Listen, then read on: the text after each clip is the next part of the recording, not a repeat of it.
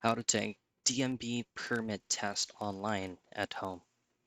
Now, in this quick video, I'll show you how you can take up your test on DMV permit online.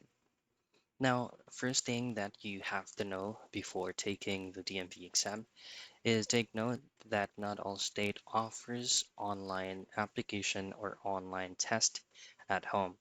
So you just gotta go ahead and check your state first if it allows online exams. Now, the one that I'm currently showing right now is specifically for California. So once you're here, you just head straight into driver's license and the IDs, and then choose on New DL ID card application. So this is basically where you can apply for an application first before you can take the exam. Now read this first, 1 to 5, because these are the specific requirements needed for you to provide for your application. Now, once you've submitted your application, you can go ahead and practice the exam first by going into the testing tab and then choose on online testing.